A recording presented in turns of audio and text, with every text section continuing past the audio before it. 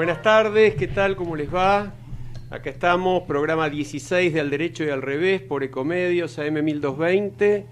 Le agradecemos la producción a Federico Politi, al operador Gerardo Subirana. Estamos con Adalberto Buceto, con Eduardo Fabián Dubois, con Enrique Schiarsky. Yo soy Alejandro Drukarov. Volviste, Alejandro, gracias por volver. Y como ven, eso, de nuevo la voz que antes nos comenzaba. Se nos fue el programa. Alfredo Popritkin. Se nos fue Alfredo, que lo extrañamos, pero lo tenemos presente. Tiene que haber alguno de viaje en sí, este sí, grupo. tal cual. Si no, no estamos al nivel. Bueno, y como siempre les recordamos que se pueden comunicar con nosotros por las líneas de comunicación, el 4325-1220 o el contestador 5254-2353, el email al derecho y al revés 2017 gmail.com, por Twitter @aldere y al reve, por Facebook, y sobre todo nos pueden seguir en vivo por internet o por el celular en www.ecomedios.com. Así que bueno, como siempre tenemos La Realidad No Da Tregua. Es verdad, y hoy un día especial porque es el día del obelisco y es un aniversario del obelisco que se hizo ahí en Corrientes y bueno, 9 de julio, ¿no es cierto? Y fue un momento muy particular porque cuando se tira abajo todas las manzanas que estaban entre Carlos Pellegrini y Cerrito, ahí estaba la iglesia de San Cristóbal. Claro. Y esta iglesia, donde se había izado por primera vez la bandera nacional, pasa a Santa Fe y Uruguay. Entonces se dijo, ¿qué ponemos acá? Y había una moción para poner una estatua de Gardel. Y Carlos Gardel hoy es un mito, un ídolo, forma parte de la marca Buenos Aires Argentina, está fuera de discusión, pero no en aquel momento. Claro. Era un momento difícil, el cual Carlos Gardel estaba visto más como orillero, como transgresor, está la leyenda de que estuvo preso en Ushuaia, bueno. Entonces dijeron, ¿qué podemos poner rápido antes que haya un movimiento de fuerza para poner a Gardel? Nos pongan otra cosa. Y se pensó en el obelisco, que en realidad el obelisco sabemos que es una pirámide prolongada, con sus 4 lados, los puntos cardinales, digamos en la mitología egipcia es un culto al sol, ¿no? Al dios sol. Así que bueno, quedó ahí y hoy lo estamos agasajando en su aniversario con globos, colores, está muy lindo, realmente recomiendo a los que y hubo puedan un verlo. momento, leía hoy que hubo un momento en que hubo una moción del Consejo Deliberante para erradicarlo, y lo impidió una ley del Congreso, que discutió que no era digamos que era un monumento que tenía ¿cuál es la jurisdicción nacional? También? Claro. Tal cual, muy interesante, pero bueno. Es un ícono también de ahora es un ícono de la Buenos marca, Aires, la marca ¿no? Buenos Aires. Tal cual. Y ya está consagrado. Así que bueno, interesante. Bueno, contanos vos que estuviste en Europa, Alejandro, y pudiste ver de cerca un poco la realidad europea hoy y qué es lo que está pasando con estos nuevos Sí, yo más cambios. que por ahí el análisis de la tema realidad. de Francia y sus elecciones, que bueno, fue una sorpresa, diríamos positiva para lo que venía siendo hasta ahora, ¿no? Es muy complejo hablar de la realidad europea como tal, porque obviamente a pesar de la existencia de la comunidad, son países diferentes, situaciones diferentes. Pero la experiencia que sí creo que vale la pena compartir es mi experiencia personal con un grupo bastante grande de franceses, con los cuales estuve varios días en un tour, en un crucero, y en el momento en que transcurría la semana previa a la segunda vuelta de las elecciones francesas, incluyendo el domingo de la elección. Y más que un análisis político, que obviamente me excede porque no conozco la realidad de Francia lo suficiente, nosotros llegamos a esos días con la preocupación, que creo que buena parte del mundo compartía, sobre la posibilidad de una victoria de una candidata que representaba un retroceso a nivel de lo que uno entiende como democracia en el mundo, realmente importante, con planteos xenófobos, con planteos racistas, ¿no? Hablo de Marine Le Pen. Nos encontramos con una opinión del grupo que estaba con nosotros, que eran unas 80 personas, mayoritariamente de ciudades del interior, muchos de ellos que hablaban también algo de español, porque eran del sur, y yo diría que si bien no era una unanimidad, era amplísima la mayoría que decía, me guste o no el otro candidato, que finalmente es el presidente de Francia hoy, Macron, obviamente no puedo de ninguna manera dejar de querer que gane y necesito que no gane la otra. Este era un poco el consenso. Algunos estaban a favor. Ahora, lo interesante para mí no fue tanto eso, sino las modalidades de expresión de esto, que eran muy medidas, muy prudentes en el sentido de falta de emociones intensas en la gente, aún con la preocupación, aún en un momento que si bien después Macron ganó claramente, Le Pen sacó más votos de los que se pensaba y en algún momento las encuestas le daban en esa misma semana mejor, con lo cual podía sentirse alguna preocupación de quienes pensaban que eso era muy malo para su país. Pero la gente estaba tranquila. Y hay una anécdota que me pareció importante compartirla, que es en el momento del escrutinio, cuando nosotros los argentinos, que éramos 4 en el barco, estábamos por internet viendo qué pasaba con el resultado, ellos estaban comiendo. Y cuando el animador que manejaba un poco los tiempos, repito, un barquito chico, 100 personas, era casi ya familiar el asunto, y dice, tengo el resultado de las elecciones de Francia, nosotros miramos con mucha expectación y dijo, ha ganado Macron con el 65% de los votos. El aplauso lo iniciamos nosotros. Ajá. Y hubo un pequeño eco en los demás. Entonces ahí nos pusimos a conversar. ¿Cuál es el sentido nuestro de la grieta, el sentido nuestro de las pasiones? En una situación tan comprometida para un país como Francia, con que hasta se hablaba de apartarse de la Unión Europea, es decir, no era chiste el asunto. Nosotros estábamos en Alemania en ese momento dando la vuelta y vimos en Alemania actos a favor de la victoria de Macron en las elecciones en Alemania, defendiendo la Unión Europea. Es decir, de los alemanes sí vimos expresiones un poco más intensas. La expresión de los franceses era muy apagada. Muy apagada.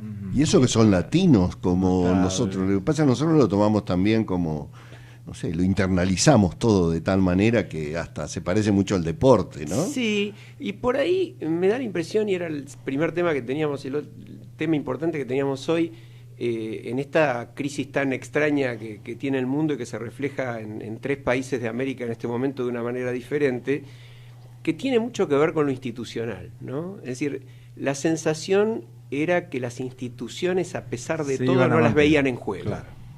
¿no? Puede ser eso. No hay tanto en juego. Yo tuve esa sensación. Ahora, uno pensar que no hay tanto en juego con alguien con planteos tan duros como es Le Pen, le llama la atención. Pero había una tranquilidad en cuanto a la continuidad. Y que yo, entrando en el otro tema, digo, para compartir y debatir, hay un análisis muy interesante en un artículo de hoy, de varios periodistas de La Nación sobre el tema, mirando los temas Brasil, Estados Unidos y Venezuela, 3 situaciones absolutamente diferentes, pero que tienen como punto de unión la crisis y la situación de debilidad interesante, importante de los 3 presidentes por separado. Yo creo que Estados Unidos tiene también la tranquilidad de una salida institucional, aún con un presidente tan conflictivo y tan complejo y tan criticado, tan duramente criticado y tan capaz de hacer cualquier cosa en cualquier momento como Trump, pero tiene una tranquilidad institucional en cuanto a que los resortes... De que hay límites. Sí, claro. hay límites y hay control. Y eventualmente un impeachment va a terminar simplemente con el vicepresidente presidiendo, ¿no? Claro. En cambio, creo que la incertidumbre... En nuestras democracias es mayor. En Brasil o en Venezuela, o como aquí mismo, pudo haber sido aquí, como fue en el 2001, es otra cosa, ¿no? Y está bueno. También tenemos que pensar en esta temática de las coimas y Odebrecht, cómo va a impactar dentro de Brasil y cómo va a impactar con nosotros. Creo que esto también es parte de la charla que vamos a tener en la segunda parte de nuestro programa de hoy, ¿no es así? Sí, porque tenemos un invitado que conoce mucho del tema, el jefe de judiciales de Clarín, Claudio Saboya, que está muy al día y muy empapado, así que en todo caso vamos a tomarlo con él. Pero creo que el tema del nivel de corrupción de Brasil también nos lleva a una reflexión en cuanto a que la cosa sistémica, que es lo que Sergio Moro en su visita a la Argentina destacaba fuertemente, es impactante. Hay que se vayan todos, fora todos en portugués, como consigna en las calles, parecido a lo que tuvimos nosotros, pero creo que a diferencia de lo que ellos tienen, hay una justicia que está actuando de una manera notablemente independiente, ¿no? Y aparentemente notablemente eficaz, que eso me sorprende. Acá hay un cambio que yo he visto en el último tiempo y toda la prensa se hace cargo de eso, que es la circunstancia de que nuestro gobierno haya pedido que directamente sean entregadas todas las pruebas y todos los testimonios y que haya una colaboración directa con nuestros fiscales para poder hacer las investigaciones en nuestra gente, donde recalaron esos famosos 35 millones de dólares que fueron a manos de no sabemos quién, en definitiva quiénes, y que esto muestra que desde el gobierno se está tratando de investigar y de llevar transparencia y llevar a la luz las culpabilidades que hubiera en el caso, ¿no es así?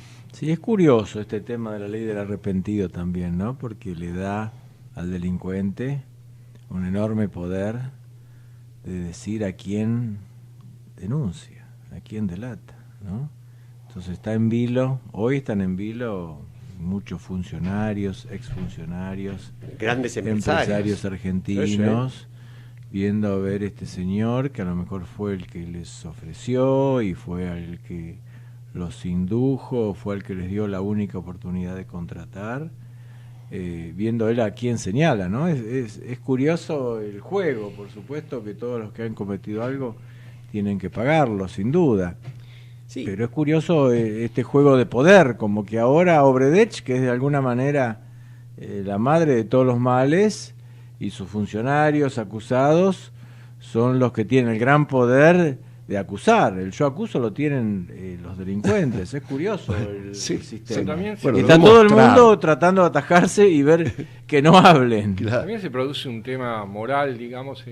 Está bien negociar con Odebrecht para que Odebrecht delate a los, digamos, presuntos cómplices o a los superiores, o de repente la justicia en la Argentina no tiene una ley del arrepentido como es en Brasil y se tiene que seguir el sistema tradicional de tratar de que confiesen sin darle nada a cambio.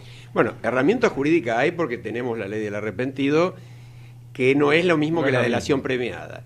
No tenemos la extinción de dominio, que no casualmente se demora, sí. No tenemos la responsabilidad de las personas jurídicas, que casualmente también se demora. Pero lo que salía en el diario todo el tiempo es que Odebrecht dice, sí, nosotros vamos a revelar todo lo que sabemos, pero a cambio ustedes se tienen que comprometer a no acusarnos a nosotros, a no cancelar siquiera las concesiones y contratos que tenemos, especialmente el soterramiento del tren de Sarmiento, etcétera, etcétera, etcétera. Y negociar eso es como que de repente no suena una cosa muy...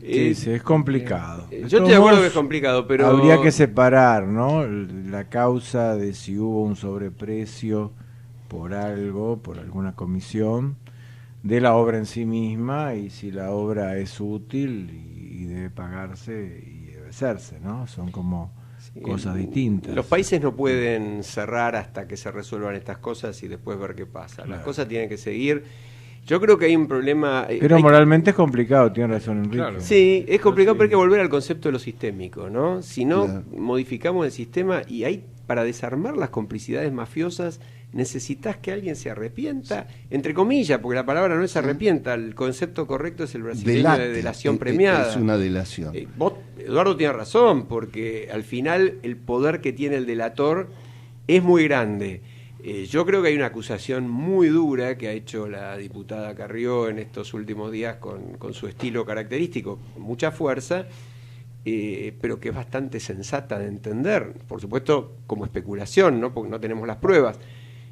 ¿Por qué ella plantea que todo el mundo protege a quien era el factotum de la obra pública en los 12 años de gobierno anterior? Porque buena parte, o casi todos, de los empresarios que hacen obra pública son los mismos, y eran los mismos antes. Claro, y entonces, en contacto. Si alguien lo viene a buscar a Debido, y Debido puede hacer lo mismo que los empresarios de la carne le hicieron al amigo Temer. Es decir, bueno, yo caigo, pero vengan todos conmigo. Varios. Claro. Bien, ahí andamos entonces, detrás de las pruebas. Dios quiera que las pruebas aparezcan. Tal cual, tal cual. Pero pasemos a otro tema que también era muy interesante, que es el tema del impuesto a las ganancias, visto desde varias ópticas distintas, Sí, Adalberto. obviamente es muy interesante para el tema del derecho y el revés. Hay dos opiniones, hay textos constitucionales. Lo primero que tenemos y lo que nos ha traído a la superficie esta temática es el fallo del 16 de este mes de la Cámara Federal de Seguridad Social en la causa Calderale Leonardo contra ANSES, donde con un fundamento basado en la Constitución Nacional, que nos dice que el artículo 14 bis dice que los beneficios de seguridad social tienen carácter integral e irrenunciable, integral, no pueden ser gravados con un impuesto a las ganancias. Y otro argumento que para mí es el definitorio, yo estoy a favor del fallo, creo que es inconstitucional, ataca el artículo 14 bis, la ley fiscal que grava las ganancias, que hay una doble imposición, o sea, mientras la persona estuvo trabajando, ganó y sobre eso aportó. Y entonces, en definitiva, ¿qué es la jubilación? ¿Qué es el estipendio de la jubilación? Es un retorno que se tiene para la vejez, para el momento en que ya no se trabaja. Sonó mal lo de retorno. Bueno, perdón, sí. Bueno. Algunos dicen que es una retribución, pero en realidad sería una detribución demorada, ¿no? Claro, posterior. claro. No, fue claro el concepto. Sí, no, claro. Bueno, no, pero es razonable. Y yo estoy en contra de la posición. Y entonces hay una doble imposición. Bueno, el doctor Schiaski está en contra y vamos a escuchar su argumento, sí, porque debe haber doble argumento. Por ahora diría, Enrique, perdóname, que lo que hemos leído de parte del gobierno que van a apelar, dice, mire, esto es muy poco, es nada más que el 1%, y entonces, en definitiva, no va a jorobar demasiado, no va a producir una gran erosión. Y yo creo que debemos ser un país lógico, y el derecho es lógica, y si no va para unos, no puede ir para el otro. Sí. Después vamos a hablar de otros que no pagan ganancias. Bueno, pero quiero escucharlo, Enrique. Empecemos hablando de lógica y ilógica. Ya el título del impuesto es ilógico. El impuesto no es un impuesto a las ganancias, el nombre no es arquetipo de la cosa, el impuesto es un impuesto a las rentas. Anteriormente el impuesto a los réditos. Y la jubilación es una renta. Por supuesto que el impuesto a las ganancias, como está, digamos, armado en la Argentina, con la inflación que hemos vivido en diferentes épocas, sin que se actualicen las escalas y los mínimos no imponibles, termina siendo, digamos, pernicioso para todo el mundo, para el que trabaja, para el jubilado, para el empresario, etcétera. En principio y en teoría, el impuesto a las ganancias debería ser un impuesto que admita la mínima cantidad de exenciones posibles. Respecto al tema de que uno ya pagó impuesto a las ganancias, justamente el impuesto a las ganancias está diseñado de tal manera que los aportes jubilatorios se deducen de la base imponible para el pago del impuesto.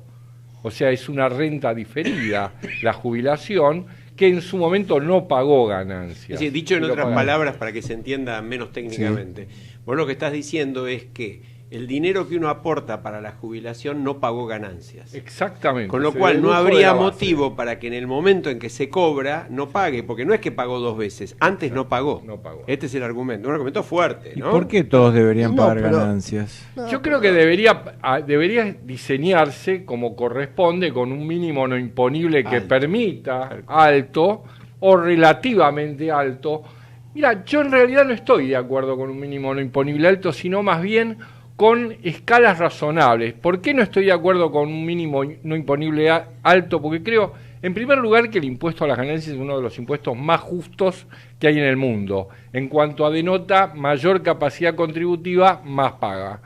Pero en realidad yo creo que todo el mundo, es un poco hacia la cuestión republicana. Si todos pagamos, todos nos sentimos responsables, todos nos sentimos partícipe del Estado. Es como si, por ejemplo, en un consorcio no se pagaría expensas. Yo conocí un caso de un edificio que tenía un cartel de una bebida cola que estaba sobre Avenida Libertador y no se pagaba expensas porque simplemente el ingreso por el cartel ya pagaba todos los gastos.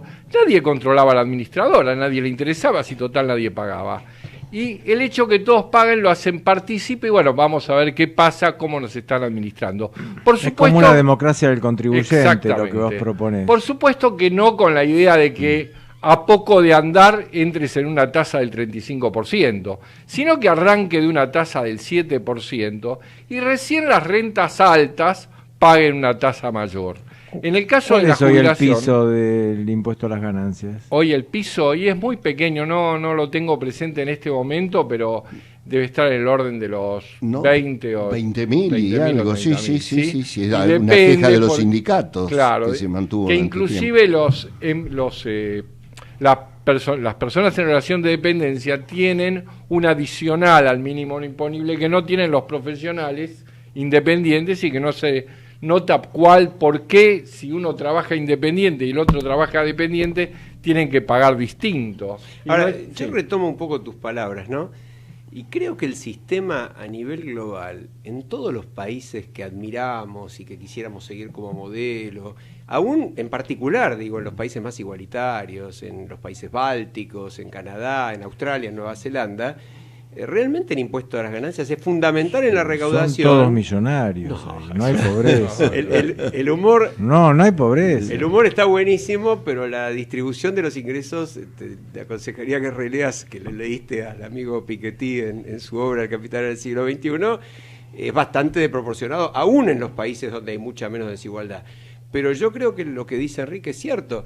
Acá el problema me parece que es más bien social político, porque la gente siente que pagar impuestos en un país donde los servicios son tan malos, donde las cosas son tan difíciles, donde hay tanta además frustración. El jubilado siente una estafa. Claro. Bueno, el jubilado siente una estafa. Correcto. Entonces dice, me estafan con lo que me pagan. Estafan con lo que pagan y encima me cobran ganancias. No es la inversión de lo que me retuvieron como corresponde, sino es lo que el Estado pueda buenamente darme, Edu, y además la ganancia. Pero hay paliativos. Viene por ahí el tema. Establezcamos un mínimo más alto, razonable, y establezcamos una escala.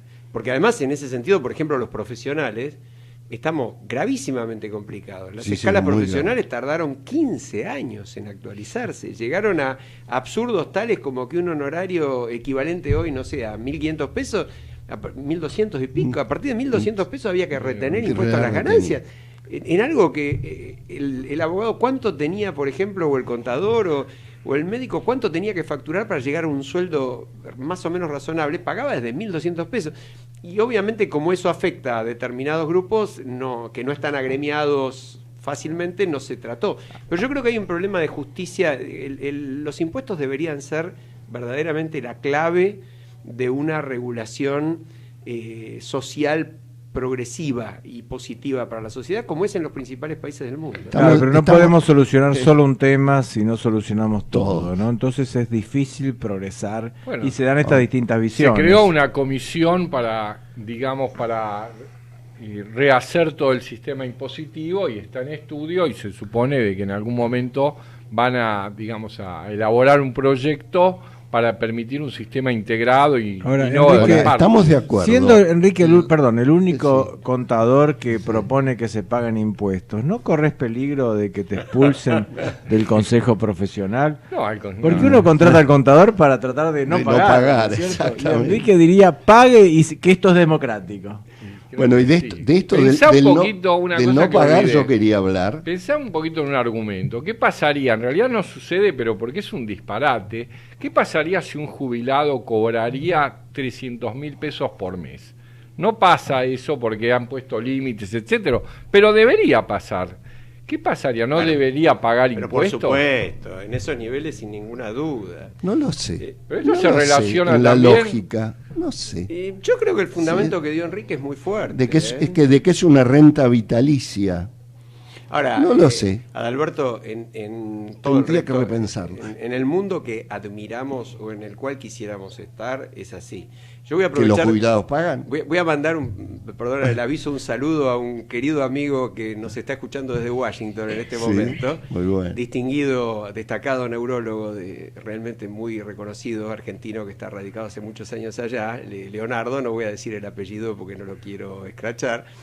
Pero justamente él, además de hacerme otros comentarios en el chat, me estaba diciendo que en Estados Unidos paga impuestos todo el mundo, gane lo que gane. Está bien, en eso estamos perfectamente Congratulations. de acuerdo. Por lo que sea cual fuere la escala y que estamos Bueno, pero Estados Unidos no es un estado de bienestar. Lo que sí me parece a mí que en todos estaríamos de acuerdo en que no puede haber algún ciudadano que trabaje y que reciba una remuneración y no pague impuesto a las ganancias. El impuesto al trabajo, compañero, está proponiendo. Impuesto a las ganancias. Es el impuesto al trabajo. ¿Y quiénes son los que no pagan es una impuesto a renta. ganancias? Los jueces. Nada más y nada menos que los jueces. Y los jueces Cambiamos el ángulo del tema.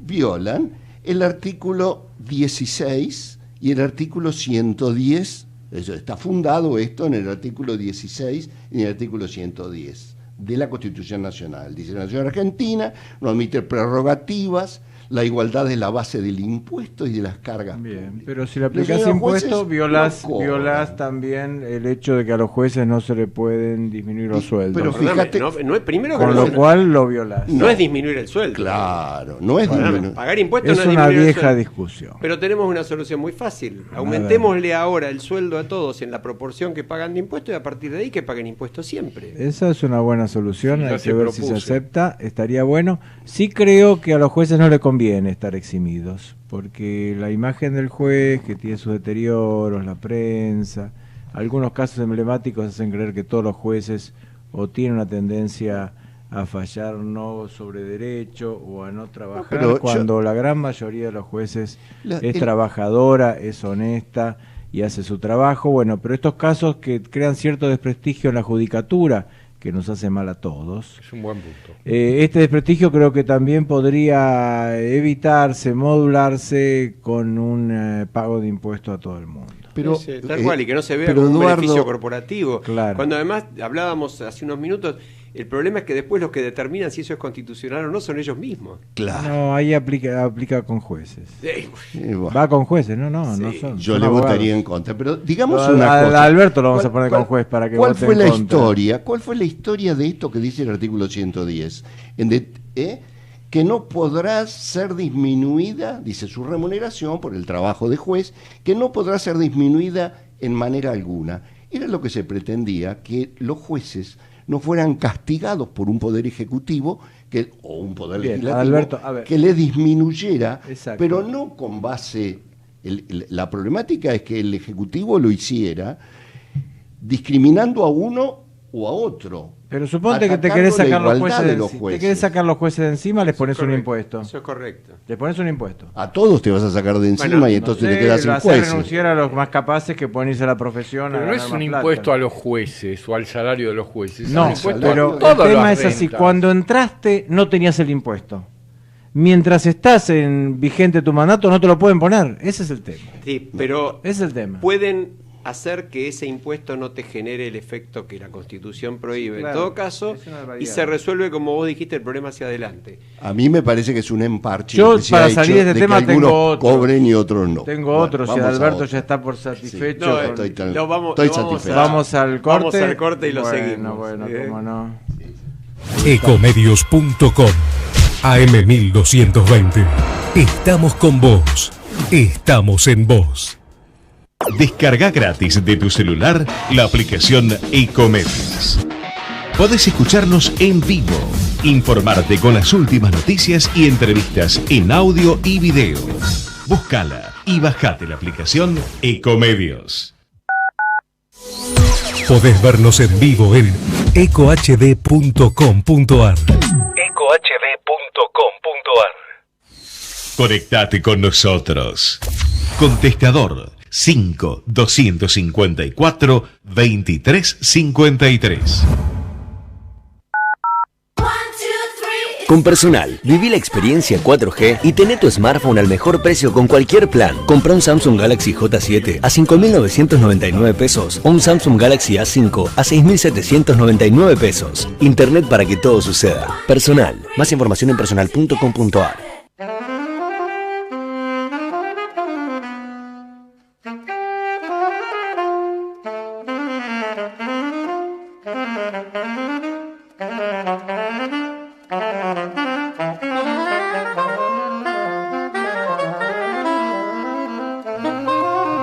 Bueno, estamos de vuelta. Edu. De vuelta en el Derecho del Revés, señores, en este programa de noticias, actualidad y las dos caras.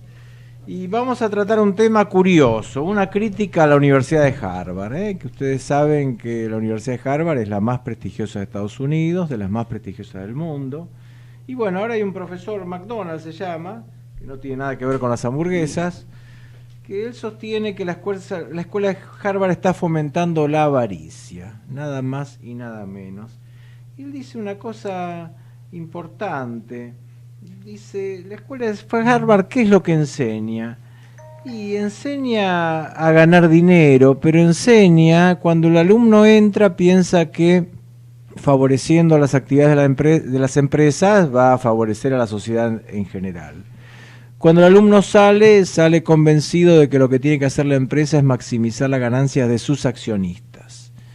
Entonces, lo que sostiene este estudio es que la escuela de Harvard no está muy despreocupada por las preguntas más importantes. Si el sistema capitalista para el que estaba posicionada para ayudar a mejorar estaba adecuadamente diseñado para el largo plazo, Así que bueno, esta es una crítica interesante. Lo que se dice, no, la verdad que no, el capitalismo no está pensado para ser sustentable, sino para la ganancia inmediata. En esto se le acusa a la escuela de Harvard. Ahora, vos sabés que me llamaste a la memoria una experiencia personal de hace más o menos 10 años, quizás un poco más. Yo estaba en Harvard justamente con un colega y amigo con motivo de un viaje profesional y tuvimos una charla con varios profesores de Harvard, recorrimos un poco la universidad. Y uno de los comentarios que recibimos fue justamente, está muy en línea con lo que vos contás, era de profesores de economía que planteaban su profunda preocupación porque los alumnos no iban a aprender lo que ellos les querían enseñar, sino concretamente querían aprender cómo ganar mucha plata en muy poco tiempo. Bien. Eso era lo que ellos recibían del alumno. Yo no digo que no sea la universidad también la que lo propone. Viste que Harvard tiene un sistema muy competitivo, claro. Todo este tema de las semanas de ofertas donde los profesores venden un poco su materia para que los alumnos, venden entre comillas, ¿no? Sí. Ofrecen lo que van a dar para que los alumnos se anoten en función de eso. Es un lugar muy particular.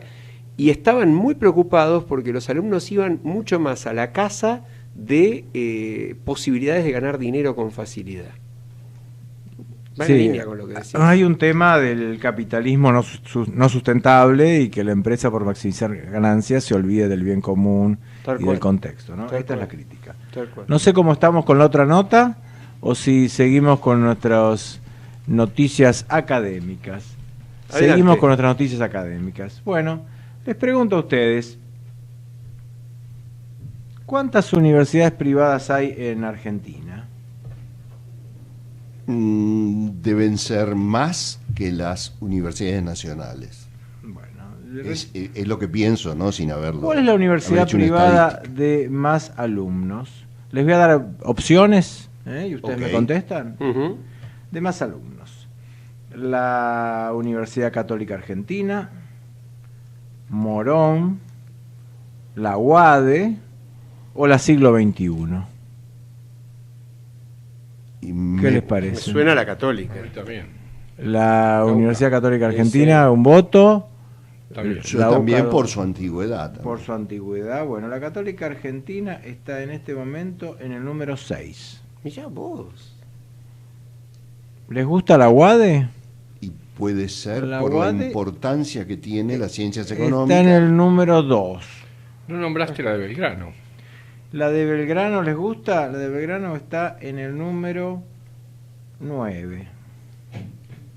Dígame otras más. Palermo, Maimónides, Fasta, Pascal, Mendoza, Católica.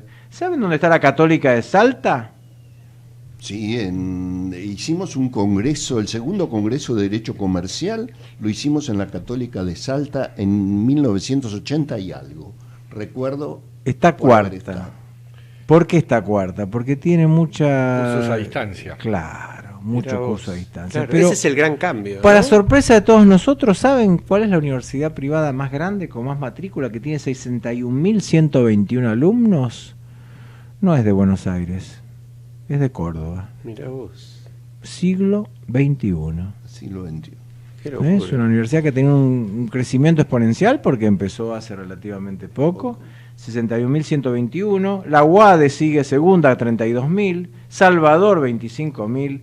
Católica de Salta, por sus cursos a distancia, 24.000. La Abierta Interamericana, 21.000 ya. Bastante bien. Luego recién ahí viene la UCA, 18.000.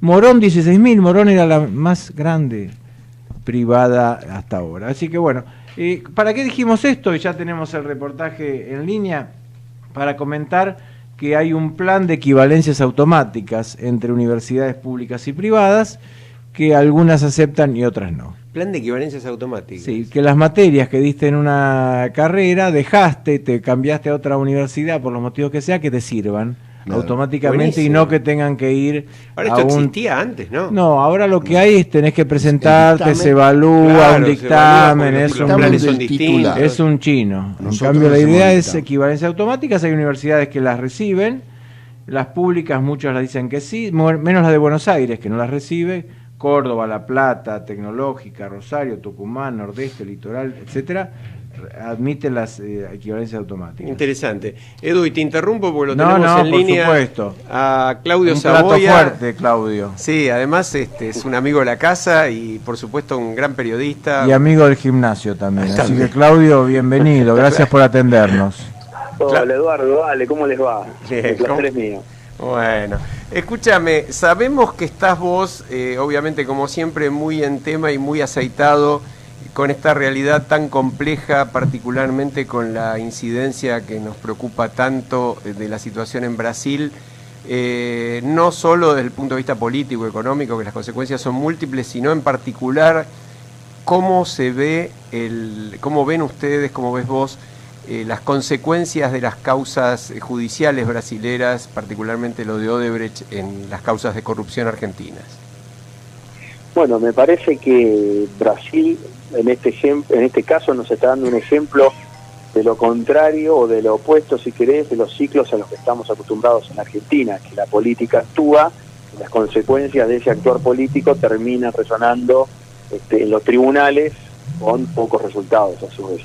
En Brasil lo que pasó es que los tribunales se empezaron a investigar, hemos hablado una vez ya de la tarea del juez Moro, pero otros tribunales federales locales y la Corte Suprema, que es la encargada de juzgar a los funcionarios nacionales, por un cambio que hubo en el camino, con todo el esquema de corrupción alrededor de la empresa Petrobras, que implica a todas las grandes empresas privadas de Brasil que eran proveedoras de Petrobras. Nosotros sabemos que la constructora Odebrecht, una de las más grandes de América Latina y que trabajó y trabaja también en Argentina y en otros países, fue una de las involucradas en este esquema de corrupción, que es tan amplio y es tan absoluto, con cifras tan importantes que han tenido. En primer lugar, corrupción personal para funcionarios de todos los partidos y después financiamiento de campañas políticas.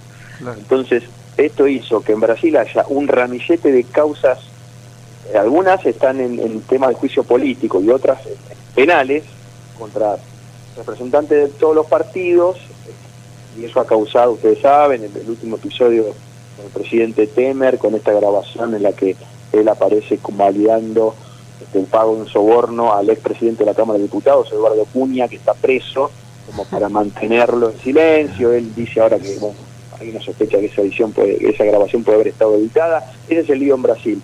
Como ustedes bien comentaban recién, tiene una repercusión directa en la Argentina, porque Odebrecht, dentro de su acuerdo en Brasil con la justicia de delación premiada, y en Estados Unidos, la SEC, que sería la Comisión de Valores norteamericana, admitió haber pagado sobornos a funcionarios de 11 países, entre los cuales está Argentina, con $35 millones al menos. Claro. Lo admitido por ellos. Ahora, yo te hago un comentario sobre eso, porque estos 35 millones de dólares que ya se repiten en los medios, y es lógico porque es la cifra que dio Odebrecht, que ellos admitieron, claro. Que es lo que admitieron, pero da la impresión de que es simplemente una muestra de algo que vos tuviste la oportunidad de entrevistarlo a Sergio Moro hace pocas semanas cuando estuvo en la Argentina. Sí. Es una muestra de algo que es verdaderamente sistémico, que es la palabra que él usa todo el tiempo. Entonces, absolutamente. Eso me lleva a las declaraciones de Lilita Carrió de los últimos días, tan contundentes a la manera de ellos, y donde Carrió está diciendo, y con bastante sentido común, más allá de que tenga o no tenga pruebas, esto va a involucrar a tanta gente en lo político, a tanta gente en lo económico, a tanto empresario, que hay como un pacto tácito o una voluntad muy fuerte de evitar que estos efectos deschaven no solamente los 35 millones de Odebrecht, sino todo lo que viene atrás. Correcto. Te voy a contestar en dos partes, porque como vos decís, nosotros vamos siguiendo acá, yo te hablo desde la redacción de Clarín, en este momento, la información día por día, y la verdad es que hay cambios día por día, lo cual es sano, eso es bueno cuando ocurre esto, quiere decir que los hechos van modificando al hecho siguiente y van modificando la opinión de quien interpreta ese hecho, y es así se llega hasta el decisor político. Hasta la semana pasada había una especie de pantano, lo voy a hacer muy breve y muy sintético. Recordemos, la empresa Odebrecht ofreció primero a la Procuradora General de la Nación, tal como fue en otros países, en este caso es la representante, la jefa de todos los fiscales, Alejandra Gil Carbó, viajó a Brasil en diciembre, firmó el Acuerdo de Brasilia, con todos sus colegas de países involucrados en coimas de Odebrecht. Se acercó con la copia de ese acuerdo, un acuerdo de lenidad, es un acuerdo por el cual hay dos detalles técnicos, pero que la gente va a saber entender rápido. Los 77 directivos de Odebrecht que declararon en las causas brasileñas vinculadas con el Lava Jato, renunciaron a dos garantías constitucionales que hacen al centro del derecho. La primera es declarar contra sí mismo, es lo que hicieron, y la segunda es aguardar silencio. Digamos, el acuerdo se llama de lenidad en Brasil, implica, ustedes renuncian a esto a cambio de aportar pruebas, no testimonios, y es una segunda parte que era interesante, es decir, tal funcionario le pagó una coima a tal directivo de Odebrecht a un gobernador, supongamos, Minas Gerais, vamos a poner un ejemplo. Bueno, ¿dónde fue? ¿Dónde está el dinero? ¿Cuál es la cuenta? ¿En qué lugar se negoció? ¿Hay cámaras de seguridad? ¿Usted tiene la batería de su teléfono que podamos hacer el seguimiento para comprobar que usted estuvo ahí el día que dice haber estado y haber pagado ese dinero? Es decir, no alcanza con decirlo, porque... No alcanza con decirlo, por eso hay condenas tan rápidas. Claro, porque vos sabés que en la primera parte del programa comentábamos eso, y Eduardo Fabiordúa decía, estamos también, esta situación tan curiosa de los arrepentidos de las delaciones premiadas, parecería que el curso de las investigaciones o incluso de las propias imputaciones y condenas queda en manos de los propios delincuentes que confiesan. Pero claro, claramente esto tiene que estar complementado con que aporten las pruebas suficientes. No, por eso, no es tan así. Claudio, una pregunta, ya que me dio pie Alejandro, ¿no? Una pregunta. Por supuesto. Sobre una visión un poquito más externa, digamos, es malo que haya corrupción, es muy bueno que se descubra, es muy bueno que vayan presos los que tienen que ir. Ahora bien, para estas democracias nuestras, argentina y brasilera, con sus ineficiencias, ¿no?, y sus puntos difíciles y poco articulados, ¿hasta dónde sería positivo que esta onda expansiva llegue? Y si pensás que en algún momento debería frenar para dar posibilidad a la sustentabilidad del sistema. ¿Cuál es tu opinión en este punto? Pues es un punto a reflexionar, ¿no? Sí, te comprendo perfectamente. Me interesa mucho tu visión. Que el sistema político se hace casi a diario. Y yo me la hago también periódicamente porque creo que hay que revalidar la respuesta que me doy y que ahora voy a compartir con ustedes con la información que va evolucionando a través del tiempo. Mi respuesta es que hay que ir hasta el final. Es una respuesta muy bien, vinculada seguramente con mi trabajo, tiene un sesgo de investigación periodística, pero también porque veo el ejemplo de Brasil. En Brasil hubo 2 o 3 anillos de seguridad. La elección del presidente Temer fue parte de una especie de pacto del establishment brasilero, en decir, Dilma era muy popular hasta que dejó de serlo antes de este escándalo. Bueno, Temer por ahí tiene la espalda suficiente para frenar el lavallato. Y hoy tenemos a Temer caído, Lula peor que hace 2 meses. O sea, cuando uno quiere tapar una hemorragia, hay muchas maneras de hacerlo, pero siempre te dicen la que desaconsejamos es poner el tapón con un dedo, porque la sangre va a salir para cualquier parte. Hay una frase que a mí me resonó mucho del juez Moro cuando estuvo acá, y yo le pregunté, hice varias preguntas técnicas justamente de cómo él llevaba adelante los procesos para lograr justicia sin perdón, ¿no? Que es muy difícil, como lo vemos por ahí en otros ámbitos, en lesa humanidad, por ejemplo, cómo hacer justicia con información y con pruebas sin caer en conmutaciones o perdones que la sociedad no quiere extender. Y él me dijo, mira, mi principio es una empresa, hablábamos de Odebrecht, una empresa saneada es mejor que una empresa muerta. Esto tiene que seguir, lo que necesitamos es que siga. Ahora, que siga de cualquier manera, que siga diciendo, bueno, dame 20 directivos, llegamos hasta acá y los otros 20 que son igual de corruptos, no sirve. Ese no es el camino. El camino es ir hasta el fondo, que hablen todos, que ofrezcan todas las pruebas. Ahí es donde eso implicó una serie de juicios que están llevados a cabo en Brasil, y por eso, y ahí llegó Argentina, el acuerdo que ellos quieren revalidar acá, como ya hicieron en otros países, en Perú, en República Dominicana, estaban por cerrarlo en Colombia, por ejemplo, es, ofrezco todos los testimonios, toda la información de la que hay, de las causas que pueden encontrar ustedes, por nosotros los argentinos, que no están investigadas hasta ahora. El compromiso es lo suficientemente amplio para que si encuentra algo nuevo, entra. Colaboración irrestricta y activa, dicen ellos, que es, vamos a buscar las pruebas. No es que yo te digo y vos después te arreglás, fiscal. Yo tengo un compromiso. A cambio es seguir trabajando, porque lo que dicen ellos, y es la discusión de esta semana, por eso llegamos al momento, es estos delitos, para nosotros, empresa brasileña, ya fueron juzgados en Brasil. Ya están juzgados. O sea, lo que no hicieron en Brasil, porque la información, que es la segunda trampa a la que quería llegar, la información sobre el resto de los países es muy parcial. El juez brasilero dijo, ¿usted quién es? Soy García, vamos a suponer, sigamos con los ejemplos. Yo pagué coimas por el gasoducto del noreste en la Argentina. ¿A quién le pagó? Le pagué a 5 gobernadores. ¿Cuánto pagó? 8 millones de dólares. Bueno, ok. Para el juez brasileño, que está juzgando a ese directivo, esa información es suficiente. No le dice, pero ¿qué gobernadores? ¿Y dónde fue? ¿Qué intendente? ¿El de Itatí? No le interesa, esa información no está en Brasil. Porque ahora estamos creyendo que el 1 de junio vamos a encontrar, es la fecha de desclasificación, digamos, de los datos reservados por parte de la Procuración General brasileña, nos va a llevar información que nos va a ayudar a juzgar a políticos en Argentina, y la verdad que eso no va a ocurrir, y lo tenemos que decir claramente, no va a ocurrir. Lo máximo que podremos acceder es que alguien diga, yo le pagué a un señor que se llama Debido, ok, pero con eso ustedes saben mucho más que yo, no alcanza para juzgar a Debido. No, desde ya. Claudio, te hace otra pregunta, Enrique. Dale. ¿Qué tal? Mira, yo creo que Brasil y Argentina son dos situaciones distintas, o sea, creo que vos mismo lo comentaste en un reportaje anterior de que el juez Moro hablaba del apoyo que tuvo de la población para poder seguir adelante. Y a mí lo que me llama la atención es que en la Argentina no se da esa situación respecto a la corrupción, y no porque sea un pueblo, digamos, frío, porque reaccionó bastante, digamos, estentoriamente con el caso del 2x1. Sin embargo, no reacciona con los temas de corrupción. ¿A qué lo atribuís? Mira, creo que eso de alguna forma lo comparto, pero me parece que es menos previsible el pueblo argentino.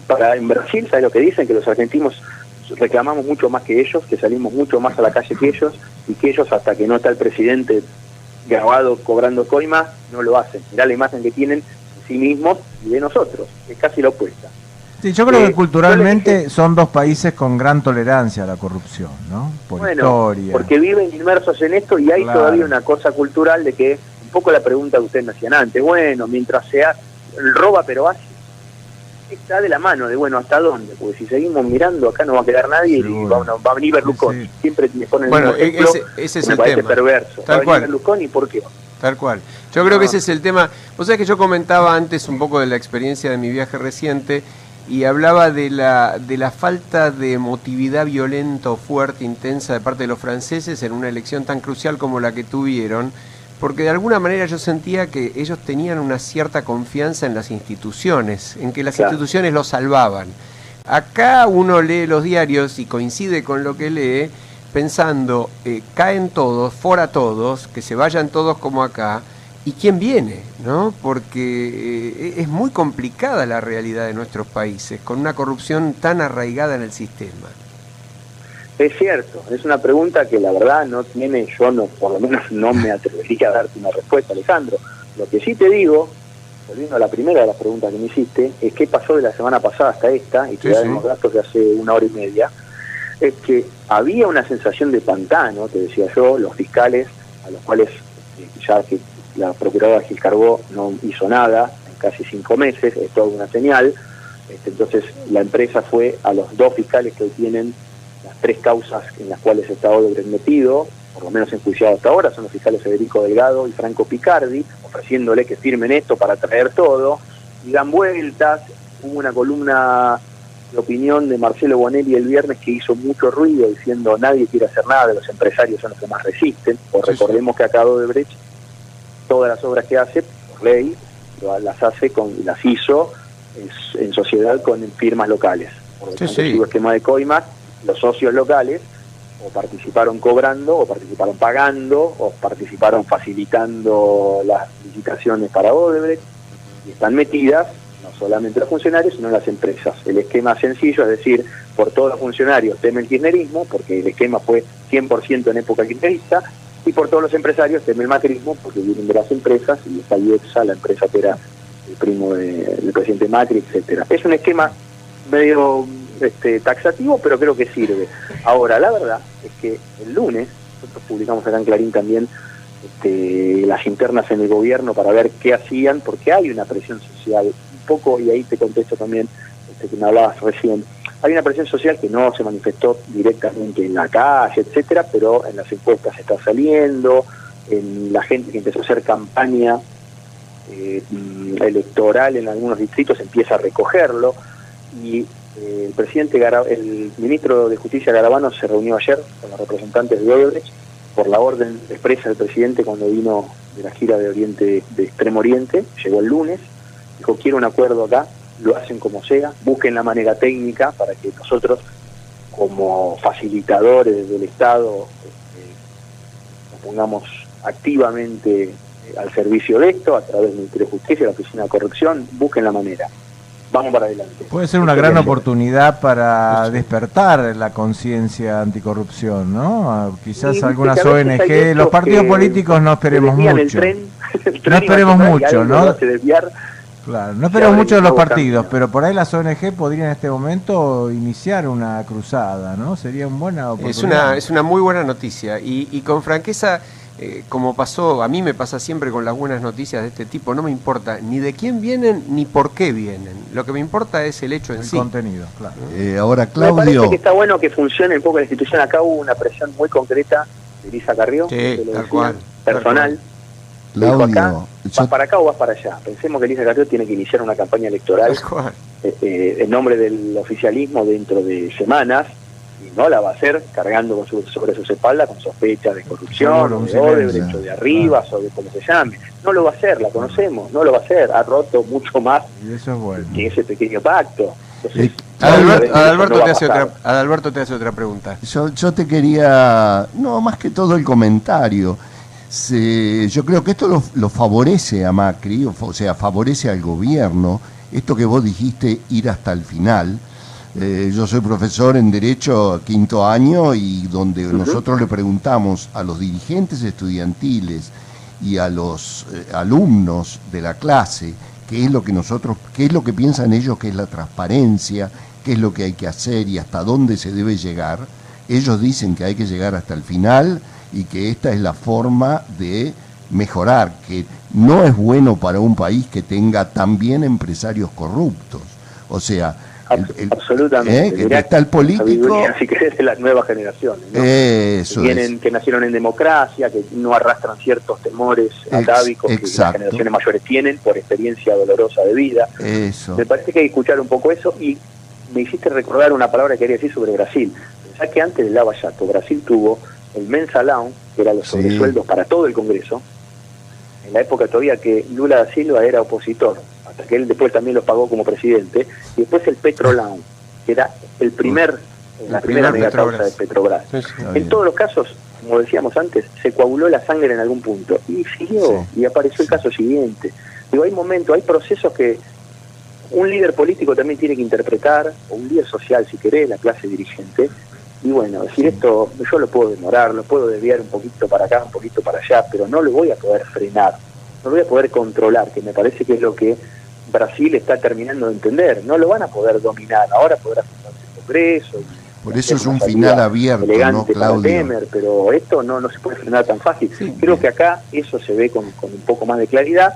Igual sería prudente, porque hay que ver cómo se instrumenta esto.